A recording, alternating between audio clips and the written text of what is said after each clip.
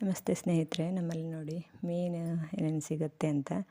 ಇದು ಬಂಗಡೆ, ಇದು ಚಟ್ಲಿ ಅಂತೀವಿ ನೋಡಿ ಇದನ್ನು. ಇನ್ನೊಂದು ಮುರು ಮೀನು ಅಂತ ಹೇಳ್ತೀವಿ.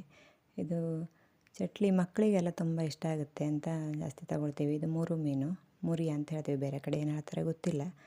ಚಟ್ಲಿ ನೋಡಿ, ಇದು ಫ್ರೈ ಮಾಡಿದ್ರೂ ಚೆನ್ನಾಗಿರುತ್ತೆ, ಸಾರು ಮಾಡಿದ್ರೂ ಚೆನ್ನಾಗಿರುತ್ತೆ. ಆದರೆ ನಾವು ಜಾಸ್ತಿ ಸಾರೇ ಮಾಡಿ ಕೊಡ್ತೀವಿ ಮಕ್ಕಳಿಗೆಲ್ಲ, ಆರೋಗ್ಯಕ್ಕೆ ಒಳ್ಳೇದಂತ. ಇದು ಮತ್ತು ಚಿಕನ್ ಎಲ್ಲಕ್ಕಿಂತ ಒಳ್ಳೇದು ನೋಡಿ. ಇದು ಬಂಗಡಿ, ಇದು ಫ್ರೈಗೆ ಅಂತ ಕಟ್ ಮಾಡಿಟ್ಟಿದ್ದು.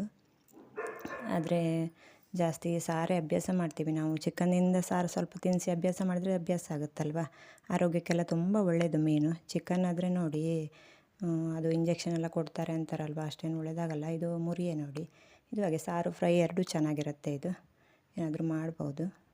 ಸ್ವಲ್ಪ ಜಾಸ್ತಿ ಮೀನು ತಿನ್ನಿಸಿ ಅಭ್ಯಾಸ ಮಾಡಿಸಿ ಮಕ್ಕಳಿಗೆಲ್ಲ ಅಂತ ಹೇಳ್ತೀನಿ. ನಮಸ್ತೆ.